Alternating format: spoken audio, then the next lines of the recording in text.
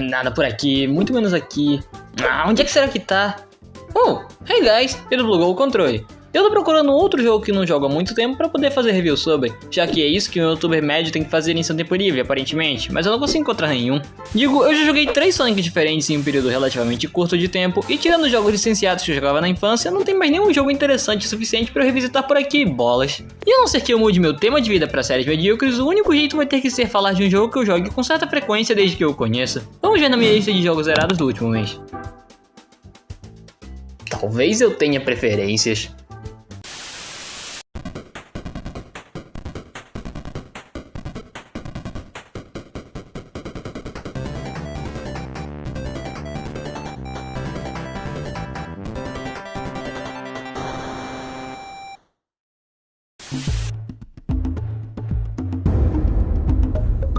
Eu amo Jak and Daxter. Ponto de exclamação. Se tem uma franquia que corre nas minhas veias desde que eu me entendo por gente, é Sonic. Mas já que ocupa minha lombar, vocês não sabem o quanto eu sou grato por ter ganhado um PS2 aos 9 anos junto de um jogo original que eu lia como, acredite se quiser, Jaco. Bom, isso é a coleção de 7.784 jogos, porque o Sonic tava na capa, vocês me conhecem. Jak and Daxter é o que eu gosto de considerar o ponto de transição de tom que a Naughty Dog sofrera, indo do cartunesco e editado Crash Bandicoot pros homens musculosos e barbudos que viam o mundo acabar 2 vezes. A franquia é composta de 6 jogos, os 3 principais, os 2 spin-offs semi-canônicos e o... Nós não falamos dele. A franquia de plataformas 3D encantou meu coração no momento em que eu vi esse maluco meio elfo, meio raivoso dizer suas primeiras palavras. I'm gonna kill Praxis. No entanto, apesar de ter comprado outros jogos de PS2 por um longo tempo até antes dele morrer, meu contato com o primeiro jogo da franquia nunca foi tão grande até uns poucos anos atrás, já que depois do segundo eu fui direto pro terceiro, ele sendo achado pela minha mãe enquanto tomava seus leites. GTA. Olha, filho, Jak and Daxter. Depois eu fui pra Daxter jogando ele no PSP dos meus tios e depois no meu telefone por meios lícitos, a.k.a. a Play Store, já que tudo que tá aqui é oficial, não é verdade? E Jak X, só que não. Porque quando eu comprei o jogo, o DVD que estava dentro do plástico era o de Buddy, outro sucesso do console, que eu não podia jogar por acharem que ele era um GTA de escola. E qualquer coisa que envolvesse tiro, porrada e bomba era proibido até o Brady ver a gente. Mas com Elvis tá tudo certo, né? Eu, na verdade, só tive a chance de jogar esse jogo pela primeira vez lá pra depois de 2016 ou 2017, quando estava prestes a viajar com a família e implorei pra comprarmos outro jogo pro console antes de seguirmos caminho. Já que eu tinha a leve impressão de que os CDs já estavam prestes a parar de funcionar e eu seria apresentado a tela vermelha que acabou com infâncias por todo o país. E te falar, meu caro, dizer que eu fiquei extremamente impressionado com tudo que a mim foi transmitido por um jogo de 2001 não seria o suficiente. Eu, que já amava a série em seu estilo de jogo, mas que tinha minhas reclamações específicas, quando vi que o primeiro era similar a ele, mas quase totalmente diferentes ao mesmo tempo, sendo até classificado como um outro gênero de jogo como um todo, fiquei maravilhado. Eu mal podia esperar pra voltar de viagem e falar pra todos os meus amigos sobre esse jogo incrível que eu joguei durante as férias. Aí eu lembrei que ninguém conhecia a série, e não importa o quanto você tá se recomendar, ninguém parecia se interessar de verdade. Já que todo mundo da minha turma jogava coisas como Pick Fiction, aceitável, não é o meu estilo e... Qual é o seu problema? Mas é hoje que isso muda. Eu vou abusar do meu poder de ser falante ao extremo na internet e tentar explicar pra você por que você precisa jogar Jak and Daxter The Precursor Legacy nesse exato momento. Dessa vez com o poder do meu PS3, porque apesar de eu ter um PS2 e o jogo, o console não produz mais som sem um conversor de áudio digital. E como eu não tenho um cabo de som, agora o máximo de gameplay que vocês veriam seria... Let's go! E como eu não quero que você saia daqui sabendo de absolutamente tudo sobre o jogo ao ponto de nem precisar sequer jogar mais, eu vou tentar evitar tópicos importantes, como parte da história e etc. Focando mais em retratar a minha experiência com o jogo e comparando-a com outros títulos para tentar te convencer a dar uma chance pro jogo também. Eu digo isso porque vai ser um tiquinho diferente das minhas análises comuns no canal, onde eu falo sobre cada detalhe do jogo que me dá na telha, ao ponto em que só falta te falar qual era o tipo de papel no qual a capa foi impressa.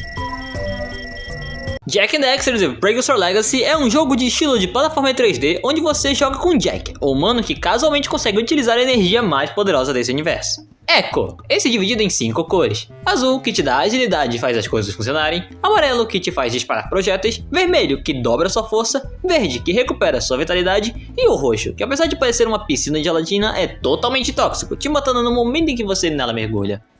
Ou te transformando num furry, você escolhe o que é pior. Jak, nesse jogo, é um cara normal, crescendo com o sábio do Eco Verde Samus e sua filha Kira, ocasionalmente se metendo em problemas com seu amigo Dexter, que não desgruda do protagonista. Ao entrarem sem querer no único lugar que era proibido se explorar, Jak e Dexter acabam ouvindo mais do que deveriam e são perseguidos por um soldado lurker das forças Go e Maya, que os ataca, até Jak fazer alguma coisa que absolutamente ninguém entende e jogar o artefato bombástico no bicho, o que acaba fazendo Dexter cair no Eco Negro e...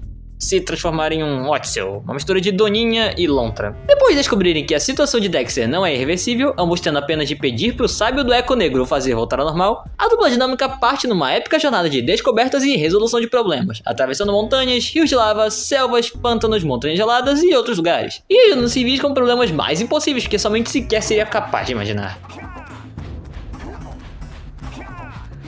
Pique.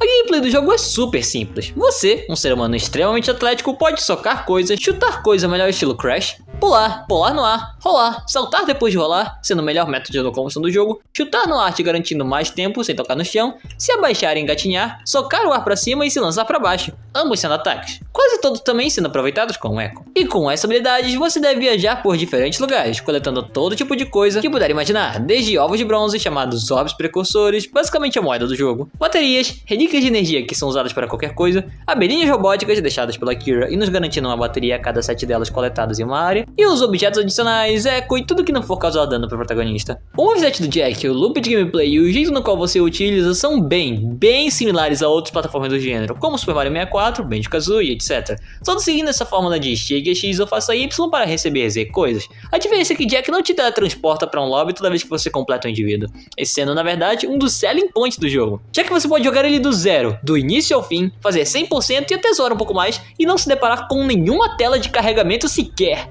Que não seja mais disfarçada, mas essas são maneiras pelo menos. Você pode ver essa cutscene, escolher a direção que quer ir e simplesmente seguir em frente sem quase nenhuma consequência, agindo quase como um precursor do gênero de mundo aberto.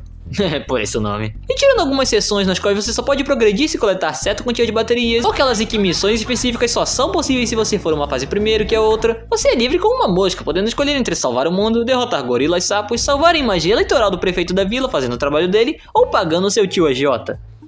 Esse jogo é mais real do que eu pensava. Uma das coisas que me fez amar a liberdade que esse jogo te proporciona logo no começo, mesmo que ele ainda siga uma estrutura semi-linear, semi-mundo aberto, é quando você tá em Sandover Village, o primeiro lobby do jogo. Nela temos acesso direto a 2 fases, se estendendo para 4 conforme progredirmos. Sentinel Beach é uma praia bonita que carrega ruínas antigas, uma cachoeira rodeada por robôs e um pelicano filho da Forbidden Jungle. No entanto, é uma fase um pouco mais complicada, essa sendo uma selva que rodeia o antigo tempo precursor, feito pelos, precursores, os deuses desse mundo, com armadilhas, vários inimigos, desafios e o primeiro chefe de fato do jogo. Por conta da discrepância das mesmas, o jogo te encoraja a ir pra praia primeiro, por ser bem mais fácil de se lidar. Mas se o fizer, não poderá pegar uma das baterias que necessita de um lançador movido a eco luminoso. E para conseguir tal eco, de fato, você precisa ativar os dispersores de jeito eco. Isso só sendo possível na fase da selva. Por isso eu recomendo você ir nela primeiro, caso queira sair de uma das fases apenas quando terminar tudo que você sequer puder fazer nela, assim evitando o backtrack. O simples fato de essa escolha ser possível não só aqui, como posteriormente, ou sequer ser debatível, já me faz ganhar muitos pontos com esse jogo, mesmo que seja algo até o tanto simples. Ele é uma evolução tremenda no quesito de apresentação, construção e execução de mundo do gênero de plataforma 3D. E o jogo te garante essa liberdade de uma maneira muito irada, conseguindo ser diferente, ainda que similar, de outros jogos do seu tipo. Mas eu infelizmente estaria te enganando, no entanto, se eu dissesse que todas as fases são assim, pois algumas fases no meio do jogo têm uma progressão dito mais linear, mas o jeito de se passar por elas ainda é um tanto aberto. Já que o espaço é grande, você pode escolher livremente quando ou pra onde ir a tal lugar. Então não é nada parecido com o que acontecia em Crash, que se dizia um jogo 3D, mas tá mais pra um jogo 2D com câmera atrás das costas do Crash. Além de poder jogar com o Jack seu moveset divino, você também pode pilotar um Zoomer, um veículo criado pela Kira que é basicamente uma moto voadora, te permitindo atravessar lugares que você normalmente não conseguiria trafegar a pé. Ou quase. As missões com tal veículo são até que bem divertidas, na minha opinião. Muito mais pelo fato de ela ser muito bacana de se controlar, já que as missões que temos com ela normalmente são chega ao final da fase, colete ou mate X coisas, ou ponha tantos bichos em seus ninhos. E uma corrida contra o tempo para bater o recorde de um homem sem calças. Eu já falei que esse jogo é incrível. Não só isso, mas o jogo oferece outro modo de jogabilidade, esse te permitindo tomar o controle do mais chegado amigo do peito de Jack, que curiosamente é um animal e que aprecia a nossa ajuda ao decorrer da aventura. O querido, fofo e um pouco irritante, Flut Flut, o passarinho que parece um Velociraptor. A sua vez ainda vai chegar, meu caro. E também é divertido, diria que até melhor que a motoca, já que com ele passamos por desafios longos, correndo em plataformas, matando inimigos e correndo pra todo que é lado. E nós meio que somos os caras que fazem ele sequer aparecer na história, então nada mais justo do que ele nos ajudar também. O jogo também tem várias baterias que são conquistadas através de minigames, um envolvendo pescar 200 kg de peixe, tomando cuidado com os venenosos, e outro envolvendo o eco amarelo e cópias de coiotes guaxinins que comem cogumelos. Outras baterias envolvem desafios mais difíceis, como chefes, escapar de uma piscina de eco negro que sobe, passear por uma caverna escura, tendo de usar cristais para clarear o caminho e muitas coisas mais. No geral, o loop de gameplay do jogo é muito gostoso de se experienciar, sendo longo o suficiente para não parecer tão chato assim conforme que você avança, já que toda a construção do mesmo, junto do posicionamento dos checkpoints, espera que você complete essas fases no seu próprio tempo, sem se preocupar em fazer tudo de uma vez. Mas se o jogo clicar com você ao longo das primeiras fases, eu te garanto que você não vai se sentir satisfeito ao completar só uma. Isso porque o jogo é controlado de uma maneira tão natural e fluida, onde tudo é muito responsivo e as coisas acontecem como deveriam, ao ponto de que a vontade de se pegar só mais aquela bateria que tá no horizonte vai aumentando cada vez mais, acredite em mim. E é basicamente isso, Jak and Daxter The Precursor Legacy é um jogo praticamente perfeito, não fazendo nada de errado durante todo o seu período de jogatina. Os mundos são lindos e diversos de explorar, os controles são totalmente pensados nos level design e vice-versa, as mecânicas são muito divertidas, as baterias não são injustas de se ir atrás e tudo, absolutamente tudo que você fizer vai parecer certo de se fazer. Esse jogo não tem erros, falhas, problemas, nem nada disso, absolutamente nada do que você disser vai fazer mudar de opinião. Ele é perfeito e nenhum outro jogo é igual a ele. Ai! Cara, mas que porcaria, que foi? Tijolo da honestidade. Todo mundo que for atacado com esse tijolo deverá ser honesto pelos próximos... com total imparcialidade. Como assim? Eu tava falando sério, ué. Não é como se o jogo não tivesse alguns problemas que me incomodam, mas o resto compensa... Oh, droga! Maldito telhado que ficou por fazer! Eu não tô mentindo, pelo menos eu acho, quando digo que Jak and Daxter é um jogo incrível e repleto de imaginação, desafios e muito divertimento. Por isso eu realmente espero que qualquer um que venha jogar logo uma hora realmente venha apreciar, mesmo que seja só uma parte do jogo que marcou minha infância e eu rejogo até hoje. Entretanto, nenhum jogo é perfeito, vai. Nem o jogo mais bem polido e bem feito de todos os tempos agradaria a todo mundo. Muito menos valeria mais que R$150 de verdade. E Jak and Daxter, como muitos esperam, não é uma exceção. Sua jogabilidade é excelente, não deixa nada a desejar a meu ver. Entretanto, o loop de gameplay mencionado, onde você só chega em lobby X, coleta as baterias das fases e derrota um chefe pra ir a lobby Y só pra fazer a mesma coisa de novo, pode ser um tanto chato e entediante, dependendo do quanto você joga. Eu, para contornar esse problema, recomendaria fazer uma área ou duas por sessão de jogo, já que a experiência de passar por cada uma das fases desde o começo só é diferente por conta do ambiente que você visita, porque de resto você faz basicamente o mesmo ciclo. Isso foi o que eu fiz inclusive para gravar a gameplay desse vídeo. E se você reclamar da minha nubagem, tenha em mente que eu tava jogando literalmente assim, dá um desconto, vai.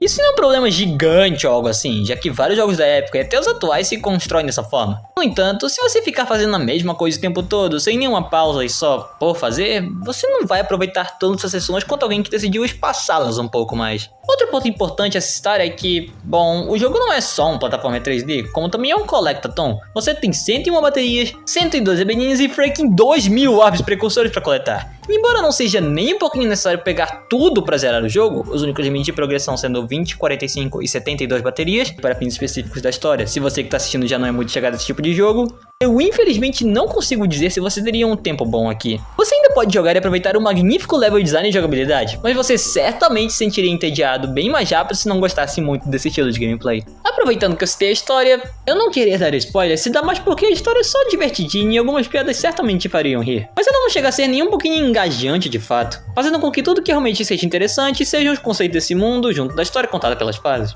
Quem são os precursores? De onde veio tudo isso? Como eles tinham essa tecnologia? Nada disso é realmente elaborado, no máximo sendo jogado aquele pra te fazer pensar que o jogo tá guardando alguma reviravolta imensa pro final do mesmo, o que não acontece. A host do jogo, inclusive, não chega a ser tão memorável quanto a de outros jogos dessa era do PS2, já que muitas músicas servem para mais fatores de ambientação do que qualquer outra coisa, indo de contra o fato de serem, bom, músicas distintas para se ouvir. Isso deve ao fato de todas elas serem construídas ao mesmo ritmo, para que a transição entre uma versão e outra da jogatina seja perfeita, o que é um efeito maneiro, você tem que concordar, mas pode tirar um pouco do charme de alguns locais para algumas pessoas.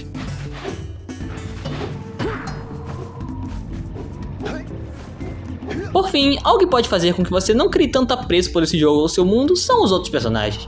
Kira e Samus são incríveis, apesar de serem a voz da razão do jogo, e os únicos personagens com personalidade de verdade, tirando o Dex e os vilões Go e Maio. Mas acho que os cidadãos e os lobbies em algumas fases são desinteressantes ao extremo. Eles só são ali pra te pedir pra fazer alguma coisa, dar uma bateria e nunca mais ter algum tipo de relevância. O que tá tudo bem, já que o jogo não tem uma forte lore ou algo assim. Mas alguns como a velhinha, o pescador, o cavaleiro e os mineiros conseguem ser bacaninhas porque o prefeito, o escultor e o homem sem calças não conseguem. Eles só são estranhos e irrelevantes, eu diria. Eu não os excluiria do jogo nem nada do tipo, eu não sou cruel a esse ponto. Mas eu acho que se fosse pra eu curtir mais o mundo no qual eu estou tentando salvar, acho que meu tio não deveria me cobrar por uma das coisas que eu preciso pra eu fazer, não é? Ele e os oráculos místicos que te dão 2 baterias por 120 freaking ovos cada. Qual é o problema de vocês? Eu quero salvar o mundo, ora bolas!